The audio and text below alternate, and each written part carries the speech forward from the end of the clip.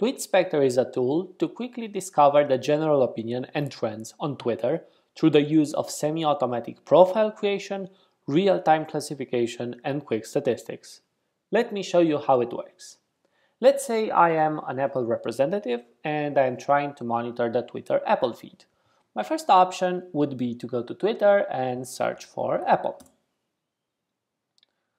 And go to all tweets. As we can see, this feed is full of junk. It has tweets that are not in English, and of those tweets that are in a language I do understand, some of them are not about the company. So what can we do? I could go ahead and use TweetSpector. After I sign in with Twitter, I am going to start by creating an Apple profile. This profile will be used to classify the feed. First of all, I enter the Twitter search term, which in our case is Apple. I have a nice image URL right here. I estimate that 80% of those tweets are about Apple. I am going to say that this profile is about technology, in which case we already suggest some keywords. The website of the company I'm trying to monitor is apple.com.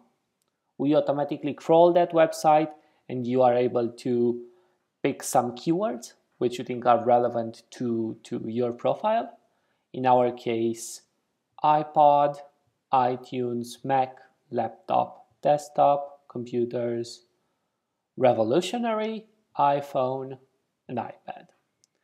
I also need to specify what this profile is not about. In our case, it would be Apple the fruit. I have a website right here about apples, so I'm just going to copy and paste the URL here. Similarly, we are going to crawl it and ask you to choose some keywords. Fruit, nutrition, health, delicious, antioxidants, nutrients, and juice. When I click on Create Profile, we are going to go in and crawl those two pages in more detail. We can also crawl wiki pages in order to get more keywords. After a while, the profile has been created and I can monitor a classified feed. All tweets are in English, and we display a green icon to the right of each tweet if it is about the company. On the left-hand side, I can monitor the number of incoming tweets per second. As a scientist, I'm interested in learning whether the classification methods I'm using are correct. At the top, we have 5 buttons. Naive Bayes Filter and Bias plus Relatedness are the classification methods used. We first need to set some ground truth. We'll set the ground truth by clicking on the icons to the right of the tweets.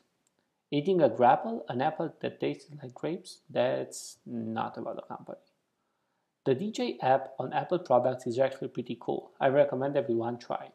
Yes, that is about Apple the company. In the background, I have set up the ground truth for 115 tweets.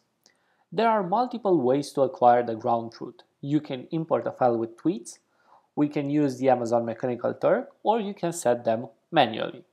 The framework is designed to easily allow adding multiple classifiers, thus comparing results. For the purpose of this demo, we have implemented the naive bias filter. We initially trained a bias classifier using the profile terms with large weights and all of the terms found by crawling the websites. We also recursively follow links on crawled websites, so we decided to limit the number of terms to 10,000.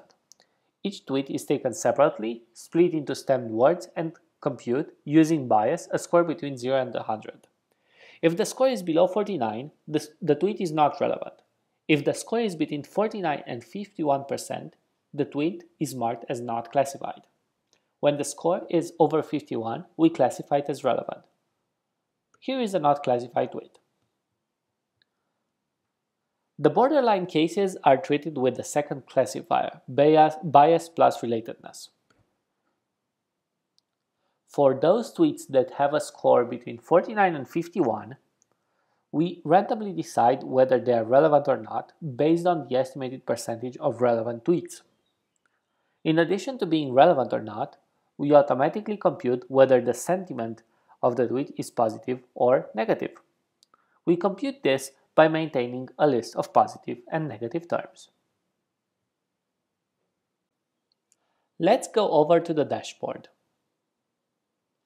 The chart here provides a nice summary.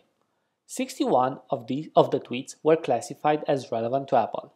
Of particular interest to an Apple representative might be the fact that 23% of the tweets are about Apple the company and have a negative connotation. Below, we can see the accuracies of the two classifiers, based on our ground truth. The Trends is a section in which we extract most common terms in the relevant tweets. One interesting term here is UberFacts. Just today, UberFacts has written an article stating if Apple's iPads were made by US workers, they would retail for $14,970. The retweets were classified as relevant to Apple, and thus UberFacts is a popular trend these days. Trends are similar to a tech cloud.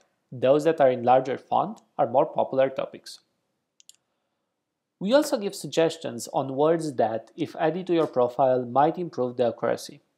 There are a list of words that were popular within the tweets, but they are not present in our classifiers. The user can then either accept all proposals automatically or review them.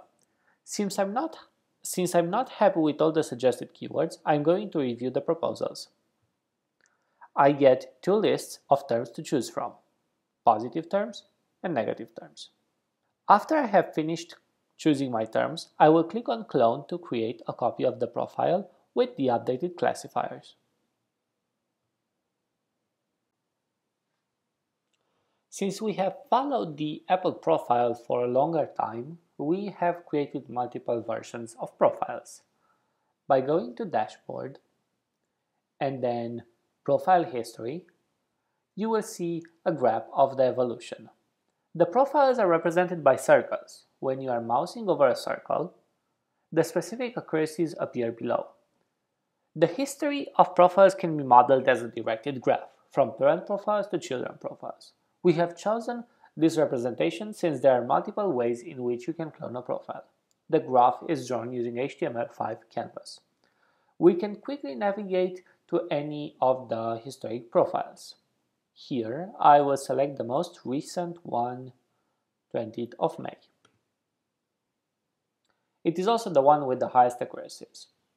If I go back to the dashboard and then to Profile History, we are going to see the evolution of the profile. Luckily, both classifiers are improving with our suggestions.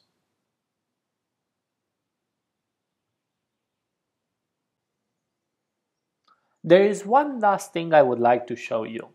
If we go back to the home page of TweetSpector, you will see the profiles that we have created: Apple, BlackBerry, Friends, Jaguar, Muse, Orange, Scorpions, Rails, Ruby, and Kindle. They are all ambiguous names of entities, and TweetSpector can be used to monitor these kinds of feeds. It is worth noting that most feeds are only popular during certain times of the year. For example, Rails was recently very popular because of the Rails annual conference in Austin, Texas. While not very popular in the past months, Muse was extremely popular today because they are currently carrying the Olympic torch to London. By the way, this is not the only way TweetSpector can be of use. We have also prototyped a browser plugin that monitors in real time a classified tweet, in this case, Apple. Similarly, website owners can embed filtered tweets about a subject on their website. Thank you.